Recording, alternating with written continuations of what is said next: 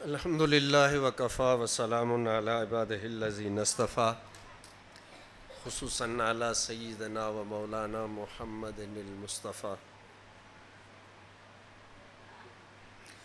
وعلی آلہ و اصحابہ برم التقیٰ اما بعد اعوذ باللہ من الشیطان الرجیم بسم اللہ الرحمن الرحیم ان اللہ و ملائکتہ یصلون علی النبی یا ایہا الذین آمنوا صلوا علیہ وسلموا تسلیما اللہم صلی علی سیدنا و مولانا محمد وعلی آلہ و اصحابہ اجمعین۔ قابل صد تعظیم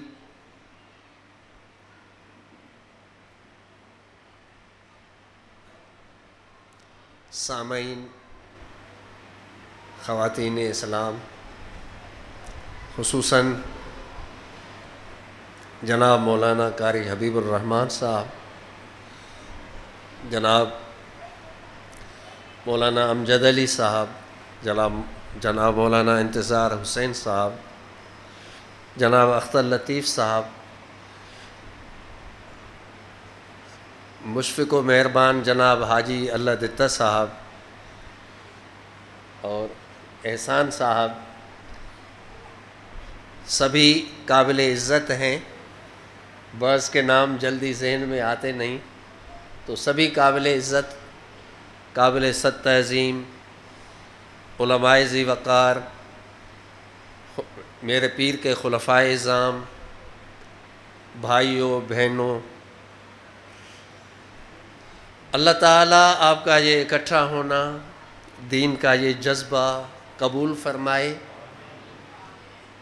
ہمیں، آپ کو، سب کو، تمام امت مسلمہ کو ہر قسم کی آفات و بلیات سے محفوظ رکھے۔ اللہ ہمیں اپنے حبیب کے دیے ہوئے نقش پا پر چلنے کی توفیق عطا فرمائے۔ یہاں کئی دفعہ آنا ہوا، جب بھی آئے الحمدللہ اچھی یادیں لے کے گئے۔ پیر بھائیوں نے اپنا بھائی سمجھا، عزت دی، محبت دی۔ یہی تو اصل چیز ہے کہ جہاں بیٹھیں محبتیں بانٹیں، جہاں بیٹھیں جوڑنے کی کوشش کریں، جہاں بھی چند کلمہ کہنے کی توفیق ہو تو ایسی کچھ گفتگو کی جائے جو دلوں کا مرہم بنے۔ ایسی گفتگو کسی طرح بھی قابل ستائش نہیں جو زخمی دلوں کو اور زیادہ زخمی کر دے۔ حضرت صلی اللہ علیہ وسلم نے فرمایا ہے کہ بشروا ولا تنفروا، لوگوں کو خوشخبری سناؤ، انہیں نفرت مت دلاؤ، یعنی ان کے حوصلے بڑھاؤ، رحمت الہی میں ان کی امیدوں کو بڑھاؤ، ان کی مایوسیوں کو کم کرو، حوصلہ دو۔ اور یہی چیز حوصلہ دینا،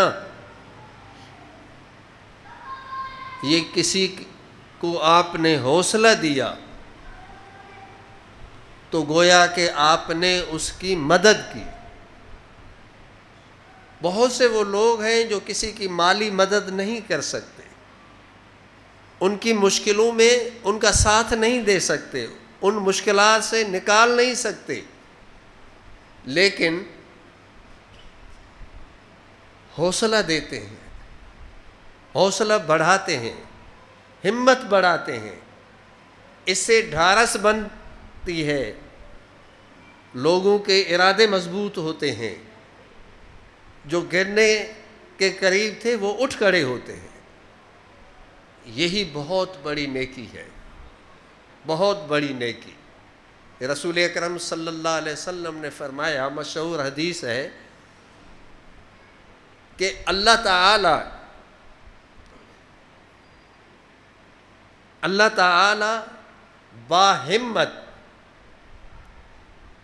باہمت اور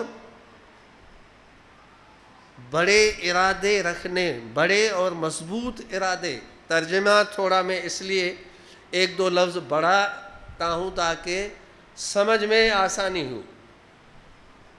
تو آپ نے کیا فرمایا کہ باہمت اور مضبوط اور پکے ارادوں، یا یوں کہوں کہ بڑے خواب دیکھنے والے، بلند حوصلہ لوگوں کو اللہ پسند فرماتا ہے۔ اللہ ایسے لوگوں کو پسند فرماتا ہے۔ تو کوئی بھی مشکل ہو، کوئی بھی پریشانی ہو، دنیا میں کوئی بھی بے غم نہیں ہے۔ کسی نہ کسی کے پاس چند دکھ درد ہیں، اور اس میں بھی اللہ کی حکمت عملی ہے۔ کوئی بھی غموں سے خالی نہیں۔ مشہور فارسی کا شعر ہے کہ درین دنیا کسے بے غم نہ دیدم، اگر دیدم بنی آدم نہ دیدم۔ اس دنیا میں کسی کو بھی بے غم نہیں دیکھا، اگر کسی کو بے غم دیکھا تو پھر وہ بنی آدم نہیں تھا، اولاد آدم نہیں تھا۔ یہ غم، یہ دکھ، یہ تکلیفیں، یہ بھی اللہ کی حکمت ہے۔ اگرچہ یہ چیزیں ہمیں اپنے اعمال کی وجہ سے، اپنی کوتاہیوں کی وجہ سے، سستیوں کاہلیوں کی وجہ سے یہ سب کچھ دیکھنے کو ملتا ہے، سہنے کو ملتا ہے۔ اس میں کسی کا قصور نہیں ہے۔ یہ جو ہم کہتے ہیں نا کہ فلاں نے یہ کیا، فلاں نے یہ کیا، نہیں، اپنے اعمال کا قصور ہے۔ قرآن مجید کا نظریہ یہ ہے کہ اگر تمہیں کوئی نعمت ملتی ہے فَمِنَ اللَّهِ، وہ اللہ کی جانب سے ہے، وہ اس کا فضل ہے۔ تمہیں اچھے کپڑے ملے، تمہیں اچھا کھانا ملا، اچھا گھر ملا، اچھی سروس ملی، کہیں بزنس میں کچھ پیسے مل گئے، نفع کما لیا، تو ایک مسلمان کا یہ خیال ہونا چاہیے، اس موقع پر مسلمان یہ سوچے کہ یہ سب اللہ کا فضل ہے، میں کس قابل، نہ مجھے علم نہ عقل، اپنی عقل، اپنے علم، اپنے تجربے پہ ناز نہیں کرنا چاہیے کہ میں بڑا تجربہ کار، بڑا عقل مند ہوں، بڑا طاقتور، صحت مند ہوں، جبھی میری بھاگ دوڑ ہے، میری جد و جہد ہے، اس جد و جہد کی وجہ سے میں یہ سب کچھ حاصل کر چکا ہوں۔ نہیں، مسلمان کی یہ سوچ ہونی چاہیے کہ جو نعمت تمہیں ملی وہ فَمِنَ اللَّهِ، وہ اللہ کی طرف سے ہے۔ اگر کہیں تمہیں کوئی دکھ ملا، کوئی تکلیف پہنچی، فَمِنْ عِنْدِ أَنفُسِكُمْ، وہ تمہارے نفسوں کی وجہ سے ہے، وہ اپنی کوتاہیوں کی وجہ سے ہے، اور یوں ہی یہ چیزیں اپنی کوتاہیوں کی طرف منسوب کرنی چاہیے۔ عبداللہ بن مسعود رضی اللہ تعالیٰ عنہ درس دیا کرتے تھے، بڑے صحابی، صاحب علم، فقہ حنفی کی بنیاد رکھنے والے، انہی کے شاگردوں نے فقہ حنفی کی بنیاد رکھی سلسلہ بسلسلہ۔ سیدنا علی فرماتے تھے کہ علم کی تھیلی ہے جو کوٹ کوٹ کر بھری گئی ہے۔ عبداللہ بن مسعود کے متعلق فرماتے تھے کہ علم کی یہ تھیلی ہیں، از سر تا پاؤں یہ علم کی تھیلی ہے، جو ایسی تھیلی یا ایسا تھیلا جو کوٹ کوٹ کر بھرا گیا ہے، یعنی یہ سراپا علم ہے۔ مشہور قول ہے آپ کا کہ کوئی آیت ایسی نہیں جو مجھے معلوم نہ ہو کہ کہاں نازل ہوئی، کس کے لیے نازل ہوئی، کون سے اسباب وہاں تھے، شان نزول کیا تھا، اسباب نزول کیا تھے، اور آپ صلی اللہ علیہ وسلم نے کس ٹائم سب سے پہلے وہ آیت تلاوت کی۔ جو کچھ بھی ہے سب معلوم ہے، کسی اگر کچھ پوچھنا ہے تو میں بتانے کے لیے تیار ہوں۔ اتنے بڑے عالم جن کے علم پر صحابہ کو ناز تھا، لیکن جب درس دیا کرتے تھے لوگ کچھ پوچھتے تھے تو فرماتے تھے کہ اگر صحیح بات منہ سے نکلی تو وہ اللہ کی طرف سے ہے، اگر میں غلط جواب دے بیٹھوں تو یہ میری کوتاہی اور جہالت ہے، اس کو دین کی طرف منسوب مت کرنا، اللہ کی طرف منسوب مت کرنا۔ تو یہ رویہ تھا صحابہ کا، یہ سوچ تھی نبی کے تربیت یافتہ لوگوں کی، یہ ان کی سوچ یہ تھی۔ ہماری سوچ بھی یہی ہونی چاہیے، یہی ہونی چاہیے کہ جو کچھ ملا وہ اللہ کا فضل، وہ اس کی مہربانی، تو انسان کا تعلق جڑا رہے گا، کبھی بھی حوصلہ نہیں ہارے گا، باہمت رہے گا، اور ہمیشہ باہمت ہونا چاہیے انسان کو۔ ہمیشہ بڑے خواب دیکھو، خواب بڑے دیکھو، اللہ کی رحمت میں امید رکھ کے بڑے خواب دیکھو، اپنے عقل اپنے علم پر ناز کر کے نہیں، اللہ کی رحمت میں امید، اس کے فضل، اس کی عظمت پہ نازاں ہوتے ہوئے مسلمان کو بڑے خواب دیکھنے چاہیے۔ یہی تلقین میرے آقا نے فرمائی ہے۔ لیکن ایک چیز یاد رکھیے، خواب بڑے دیکھو لیکن پاؤں زمین پہ رہیں، یہ پاؤں زمین پہ ہی ٹکے رہنے چاہیے، ایسا نہ ہو کہ پاؤں بھی ہوا میں اٹھ جائیں۔ پاؤں زمین پہ رکھو، بندے بنو، انسان بنو، خود کو بندہ ہی سمجھو، لیکن خواب بڑے دیکھو، اللہ کی رحمت پہ بھروسہ رکھو، انشاءاللہ اللہ تمہیں بڑھاتا ہی چلا جائے گا، بڑھاتا چلا جائے گا اللہ تعالیٰ عطا فرمائے گا۔ انا عند ظن عبدی بی، حدیث قدسی ہے کہ آپ صلی اللہ علیہ وسلم نے فرمایا کہ اللہ ارشاد فرماتا ہے کہ میں اپنے بندے کے گمان کے مطابق اس کے ساتھ سلوک کرتا ہوں، جو مجھ میں جیسا گمان رکھتا ہے ویسا میں اسے عطا کرتا ہوں۔ تو یہ ہمیشہ باحوصلہ رہیں۔ میں نے یہ موضوع چھیڑ دیا، وجہ یہ ہے کہ کچھ لاک ڈاؤن تھا پچھلے دنوں، بہت سے لوگ خوف زدہ بھی ہو گئے، کیا ہے کیا نہیں ہے اس بحث میں ہی نہ پڑے۔ احتیاط کیجئے، بس احتیاط کیجئے۔ آپ صلی اللہ علیہ وسلم وضو فرمایا کرتے تھے۔ شکریہ۔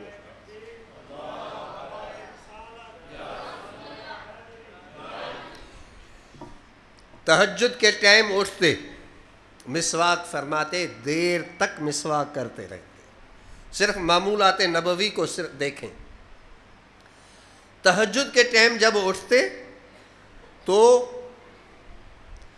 دیر تک مسواک فرماتے، زبان مبارک پر، منہ میں، اور کبھی کبھی آ کر کے کچھ اگر تھوڑا بہت بلغم ہوتا نکالتے۔ یہ درس تھا ہم لوگوں کو کہ پیٹ خالی ہے، صبح نہار منہ اٹھے ہیں، اب اگر کوئی بلغم ہے مسواک لگا کے پھیپھڑوں کو صاف کر دو، اچھی طرح سانس لے سکو۔ یہ تو حکمتیں ہیں، لیکن نبی کی سنت پہ بغیر اس دیکھے کہ فائدہ کیا ہے، مومن کا کام یہ ہے کہ میرے نبی کی سنت ہے، مجھے اسی کی پیروی کرنی، اور لاکھوں فائدے خود بخود اللہ عطا فرماتا چلا جائے گا۔ لیکن ہماری نظر فائدوں پہ نہیں ہونی چاہیے۔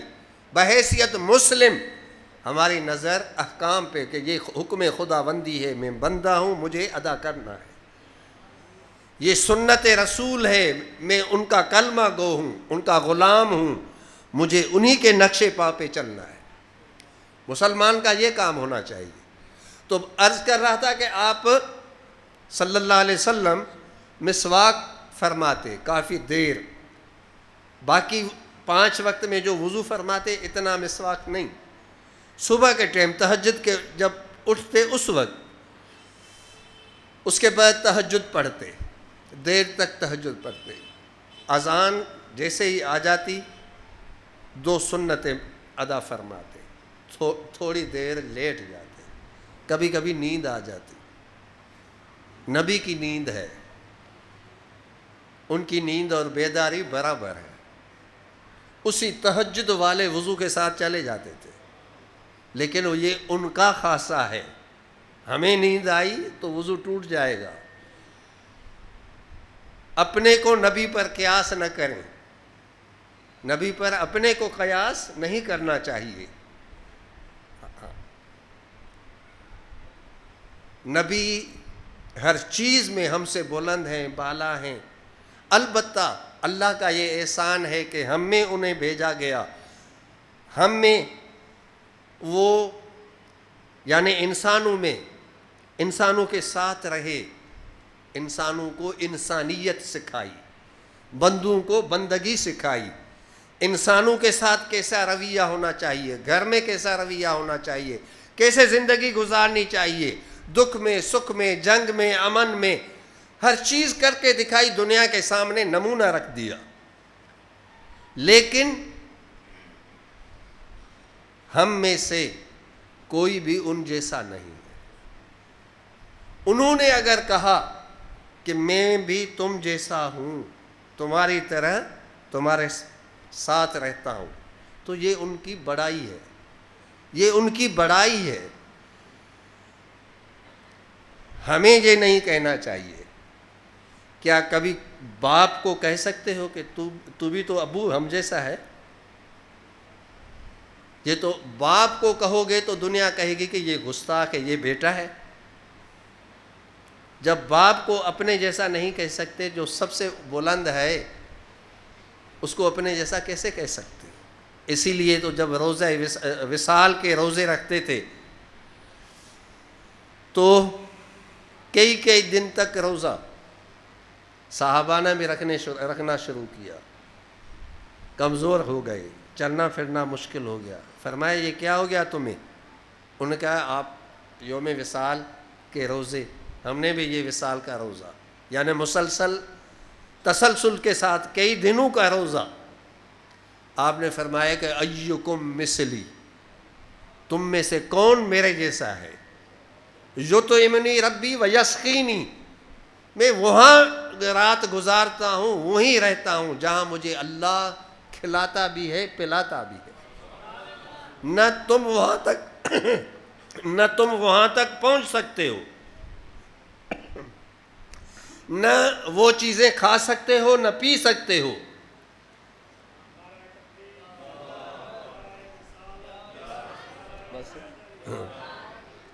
نہ کھا سکتے ہو، نہ پی سکتے ہو۔ وہ وہاں کھاتے، وہاں پیتے جہاں کوئی بھی نہ کھاتا تھا نہ پیتا تھا۔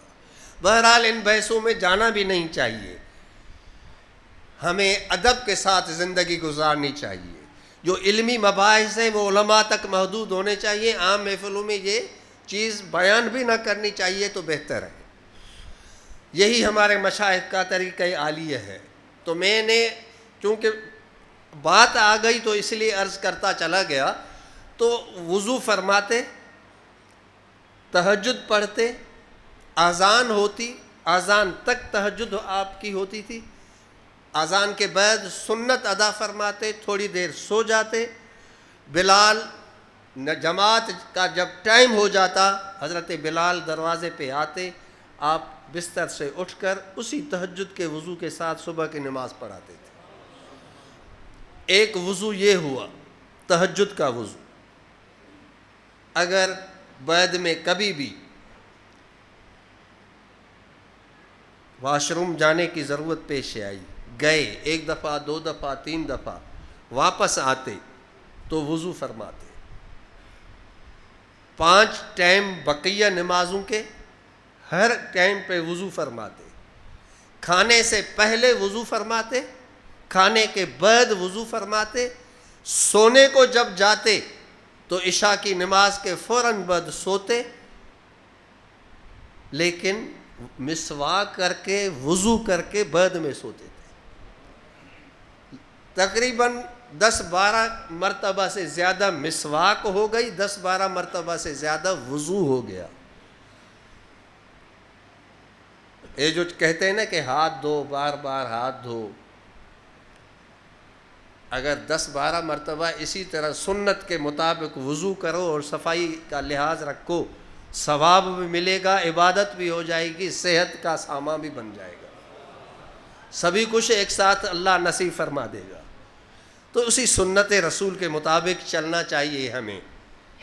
تو انشاءاللہ صفائی کے اصولوں کے مطابق، صحت کے اصولوں کا لحاظ رکھنا، یہ مسلمان کا شیوا ہونا چاہیے۔ آپ نے اپنے صحابہ کو یہ سکھایا ہے، ہم بھی انہی کے نقشے پا پر چلنے والے ہیں، ہمیں بھی اس اصولوں کا لحاظ رکھنا چاہیے۔ مخدوم عبد الرحیم گروڑی رحمۃ اللہ علیہ، جن کی پیشن گوئیاں مشہور ہیں، بڑے عالم، بڑے محقق، ادب عربی اور فقہ کے اپنے زمانے کے امام تھے۔ کسی نے ان سے سوال کیا کہ دنیا میں سب سے بڑی نعمت کون سی؟ تو آپ نے اس کا جواب دیا کہ اول جسم کی صحت، اس کے بعد محبوب کا وصال۔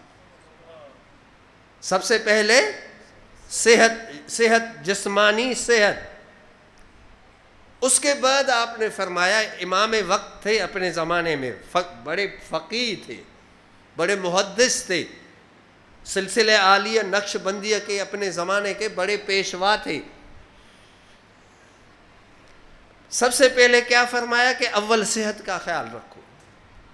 اگر صحت کسی کو نصیب ہے تو یہ سب سے بڑی اللہ کی نعمت ہے، بلکہ لاکھوں کروڑوں نعمتوں سے بڑھ کر ہے۔ صحت نہیں ہے تو کھانا مزہ نہیں دے گا، نہ پینا مزہ دے گا۔ صحت نہیں ہے تو بھائی محبوب بغل میں ہو، جب بھی وہ محبوب بھی تنگ ہو جائے گا کہ بھئی یہ تو کھانستا رہتا ہے، اس کے ساتھ بیٹھنا کس کام کا۔ تو صحت تو سب سے پہلے ہے، اس لیے انہوں نے کہا کہ سب سے پہلے صحت، اس کے بعد وصال محبوب۔ محبت واقعی بڑی قیمتی چیز ہے، لیکن اس کے لیے بھی صحت چاہیے، وہ بھی نعمت خداوندی ہے، لیکن بنیادی صحت ہے۔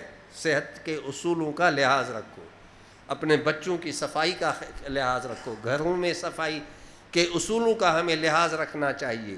کھانا کھائیں تو سنت نبوی کے مطابق وضو کریں، ورنہ کم از کم ہاتھ دھو لیں، اچھی طرح سے ہاتھ دھو لیں صابن سے، اس کے بعد کھانا کھائیں، جیسے کہ آپ صلی اللہ علیہ وسلم کی سنت تھی۔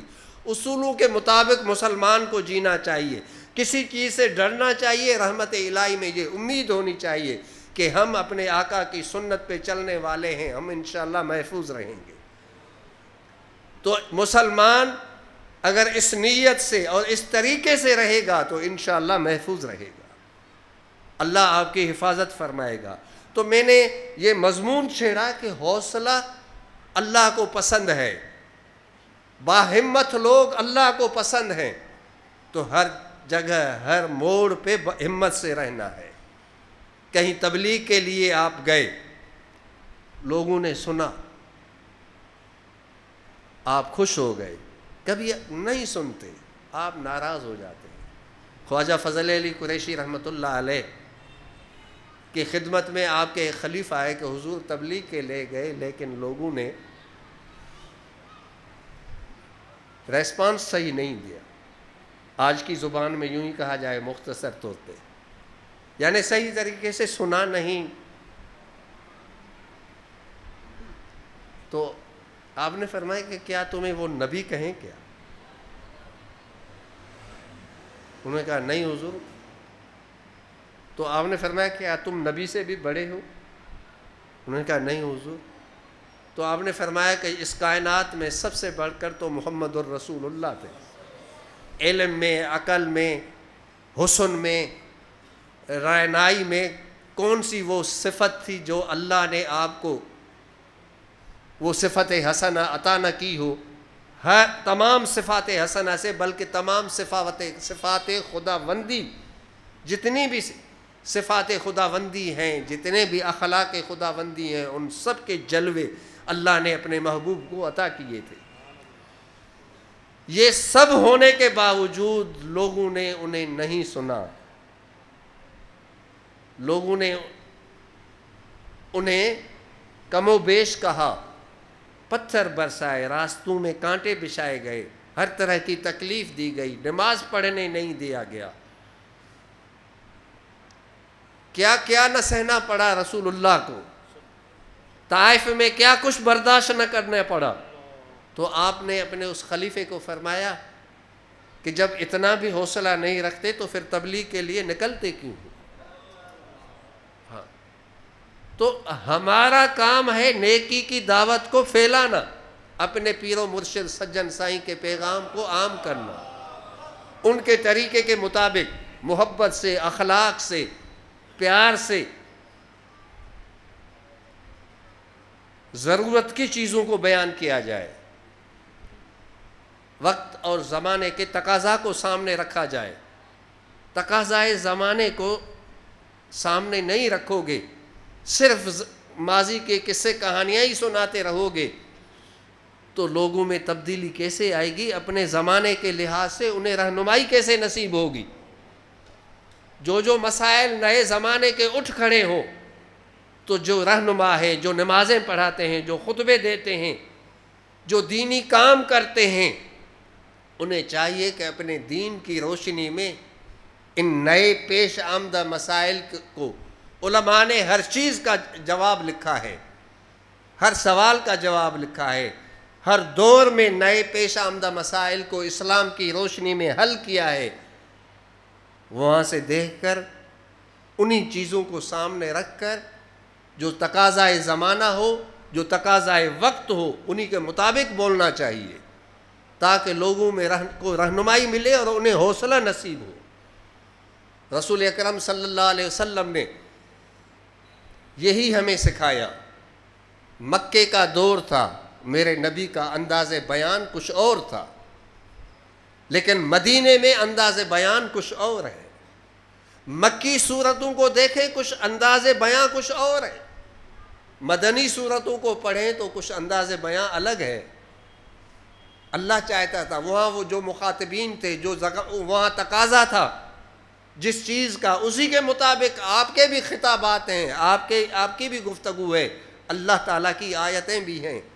جب مدینے میں حالات بدل گئے، لیکن مدینے کے بھی حالات کو آپ پڑھیں گے تو پہلی صدی میں کچھ اور باتیں، بعد میں کچھ اور خیالات ہیں، چلتے چلتے آخر میں کچھ اور ارشاد فرمایا۔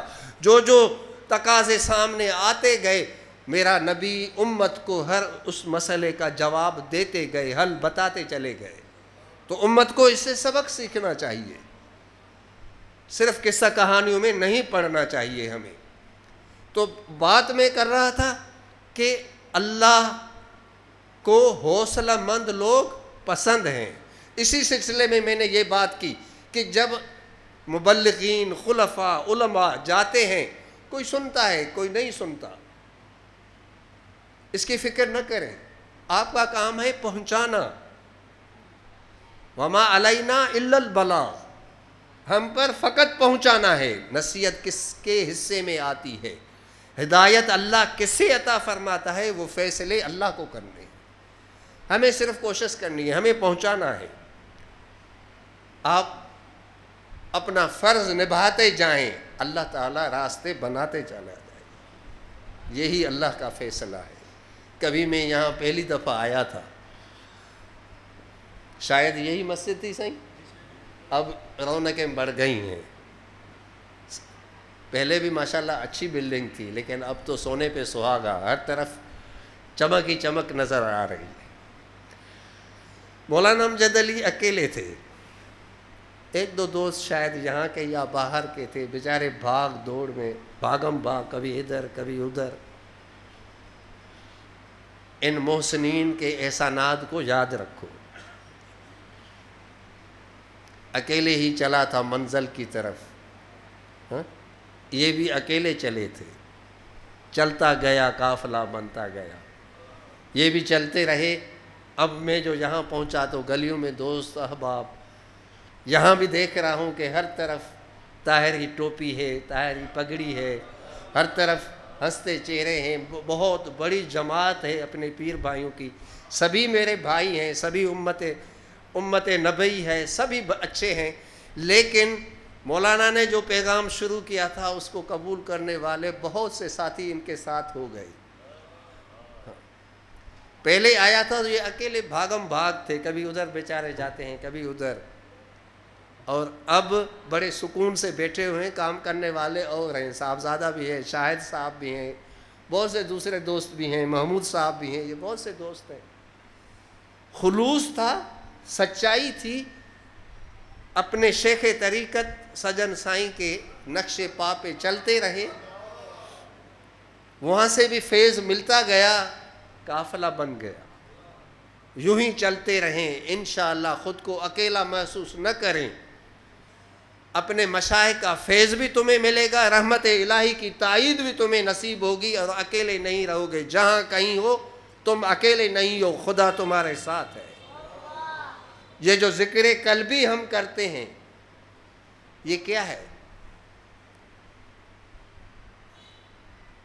اس کا تصور جو ہمیں ہمارے مشائخ نقشبند نے عطا فرمایا ہے وہ کیا تصور ہے؟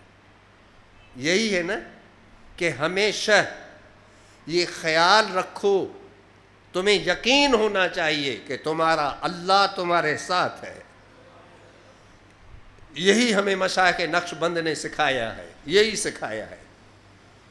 ذکر تو کرتے ہو لیکن اس تخیل کے ساتھ ہونا چاہیے کہ اللہ ہمارے ساتھ ہے اور میرا دل بول رہا ہے اللہ اللہ اللہ.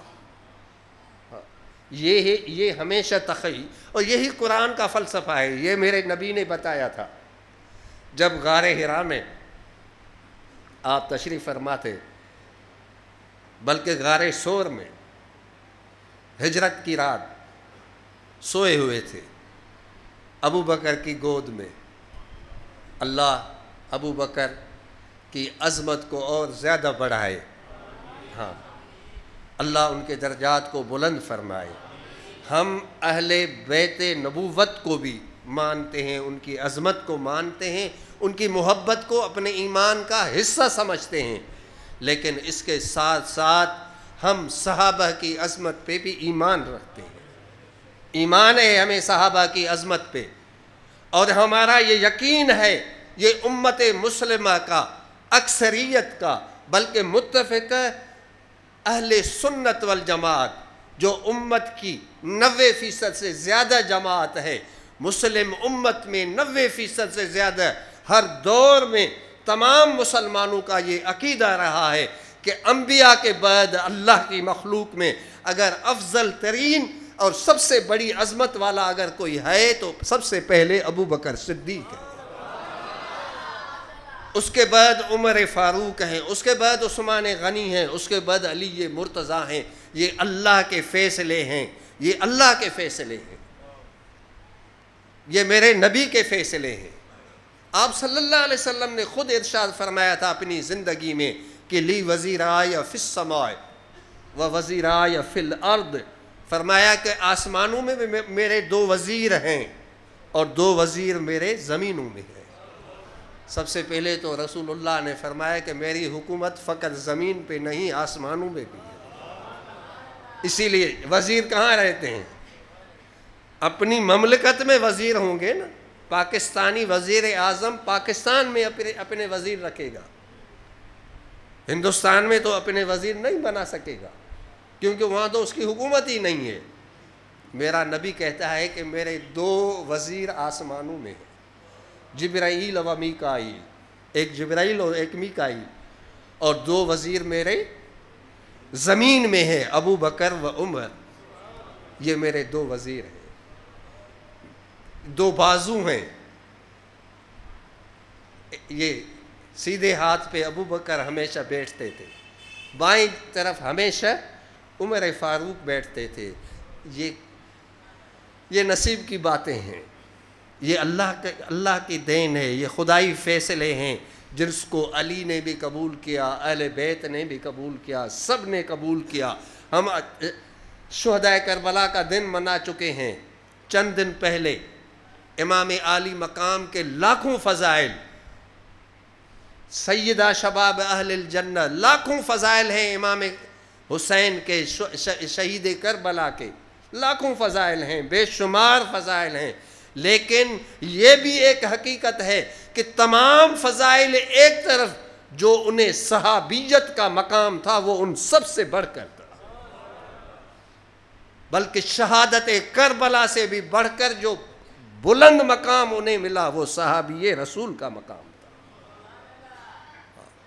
امت میں نبوت کے بعد سب سے بڑا مقام صحابیت کا ہے، تو صحابہ کی عظمت کو بھی ماننا چاہیے، اہل بیت کی محبت بھی دلوں میں رہنی چاہیے۔ یہی ہمیں اسلاف نے سکھایا، ابتدا سے لے کر ابھی تک یہی ہم سب لوگوں کا عقیدہ ہے، اسی پہ ہمیں رہنا چاہیے۔ جذبات میں مت آئیں، باتوں میں نہ لگیں، بہکاوے میں بھی نہیں آئیں، اپنے ائمہ کی کتابوں کو دیکھیں۔ بلکہ سب سے بڑھ کر حنفی کہلاتے ہو، خود کو ہم مقلد ہیں، ہمارے امام اعظم ہیں، فقہ اکبر پڑھ لو، یہ سب باتیں اسی کتاب میں موجود ہیں، اور امام اعظم نے سب لکھ دیا ہے۔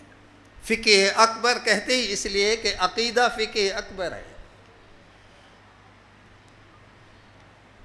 تو ہمیں یہ ساری چیزیں سامنے رکھنی چاہیے۔ تو بات کر رہا تھا کہ ابو بکر صدیق رضی اللہ تعالی عنہ نے جب پیچھا کرنے والے کفار قریش کو دیکھا تو عرض کی، یا رسول اللہ وہ تو پہنچ گئے، میں ان کے قدم دیکھ رہا ہوں۔ تو آپ نے فرمایا کہ گھبراتے کیوں ہو، ان اللہ معنا، اللہ ہمارے ساتھ ہے۔ جب خدا ساتھ ہے تو کوئی کیا بگاڑ سکے گا؟ یہی درس دیا۔ اللہ کو یہ الفاظ اتنے پسند آ گئے کہ اپنے نبی کے بولے ہوئے الفاظ کو اللہ نے قرآن مجید میں جگہ دے دی، نقل فرما دیا۔ اسی لیے ہمیں مشائخ نقش بند وہی معیت جو اللہ کے رسول کو نصیب تھی، انہی کی صحبت سے ابو بکر صدیق کو نصیب ہوئی، اور سلسلہ بہ سلسلہ ہمیں وہی معیت سکھائی جا رہی ہے کہ اسی میں تمہیں یقین ہونا چاہیے کہ اللہ ساتھ ہے اور دل اللہ اللہ کر رہا ہے۔ ہمیشہ جب خدا کے معیت کا تصور ہوگا تو کبھی بھی تم گھبراؤ گے نہیں، حوصلہ نہیں ہارو گے، کیسے بھی حالات کیوں نہ ہو، لیکن مسلمانوں کو یہ یقین ہونا چاہیے کہ اللہ ساتھ ہے، دنیا میرا کچھ نہیں بگاڑ سکتی۔ تو انشاءاللہ ایسے یقین رکھنے والوں کو اللہ کی رحمت پہنچتی ہے، مدد پہنچتی ہے۔ مولانا امجد علی صاحب کی مثال میں نے آپ کے سامنے رکھی، اسی طرح بہت سے اس خلفاء ہیں پنجاب میں، جو جب میں پہلی دفعہ ان کے گاؤں میں، ان کے قصبوں میں گیا تھا تو وہ بیچارے اکیلے تھے۔ بہت سے وہ تھے جن کو چارپائی بھی نہیں مل رہی تھی کہ مجھے بٹھائیں، اس پر زمین پہ ان کے ساتھ بیٹھ گئے۔ مجھے یاد ہے ایک جگہ جلسہ کرنے گئے تو اس صاحب دعوت فقیر نے کہا کہ صحیح یہ اس پورا گاؤں کوئی تعاون نہیں کر رہا۔ پہلی دفعہ انہوں نے کہا کوئی تعاون نہیں کر رہا، اتنے فقیر آپ ساتھ لے آئے۔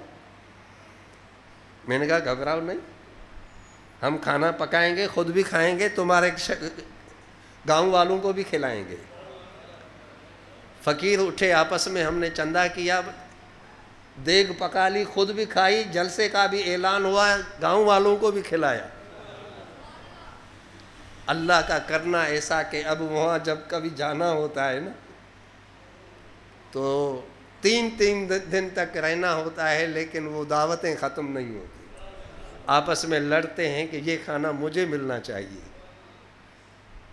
یہ ہے حوصلہ، یہ حوصلے کی بات ہے۔ کبھی کبھی میں اس خلیفہ صاحب کو کہتا ہوں کہ بھائی پہلے تو نہ تجھے بیٹھنے کی جگہ تھی نہ مجھے مل رہی تھی، اب تو نہ تم کھا سکتے ہو نہ ہم کھا سکتے ہیں، کھلانے والے جھگڑتے ہیں آپس میں کہ کھانا میرا ہوگا. تو یہی حوصلہ ہمیں ہمارے پیر نے سکھایا ہے. یہی حوصلہ ہمارے پیر کا اپنا نہیں بلکہ نبی کی تعلیم سے انہوں نے سکھلایا ہے. نبی کی تعلیم یہی ہے کہ حوصلے رکھو, بلند حوصلہ رہو, کیونکہ اللہ کو بلند حوصلہ لوگ پسند ہیں. بڑے بڑے خواب دیکھو. مثنوی میں مولانا رومی نے اسی فلسفے کو, بس اسی پہ میں اپنی گفتگو کو ختم کرتا ہوں. اذان کا ٹائم ہونے والا ہے تاکہ آپ کی نماز بھی ٹائم پہ ہو جائے. تو باتیں تو چلتی رہیں گی. اصل میرا مقصد جو تھا, میں تو یہ سمجھا تھا کہ سائیں امجد علی صاحب کے ساتھ اور چند دوستوں کے ساتھ ملاقات ہو جائے گی. اتنا جمع غفیر, اتنے احباب محبت کرنے والے اکٹھے ہو گئے تو سائیں نے بھی کہا کہ کچھ دو لفظ بول لو. اصل تو بھائی آپس کی ملاقات ہی کافی ہے. میں نے آپ کے یہ ہنستے ہوئے چہرے دیکھے, اتنا دل بڑا ہو گیا. آپ کی دعائیں لینے آیا تھا. میں آپ کے لیے دعا گو, امید ہے کہ آپ میرے لیے دعا گو رہیں گے, ہمیشہ دعاؤں میں یاد رکھیں گے. یہ تعلقات بھی کتنی مٹھاس رکھتے ہیں. آپس میں جب بیٹھتے ہیں نا, آپس میں جب ہم بیٹھتے ہیں تو تصوف کا فلسفہ بھی یہی ہے. تصوف پتہ ہے آپ کو تصوف کیا سکھاتا ہے؟ تصوف یہ سکھاتا ہے کہ صحبت پیر میں رہو, اپنے شیخ کی صحبت میں رہو. اور ایک بندہ ہمیشہ تو رہ نہیں سکتا, تو کیا کیا جائے؟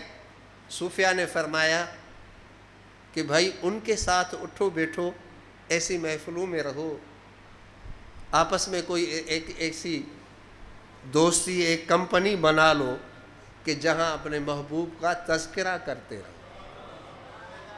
تو جو صحبت شیخ سے تمہیں ملتا ہے وہ اپنے شیخ کے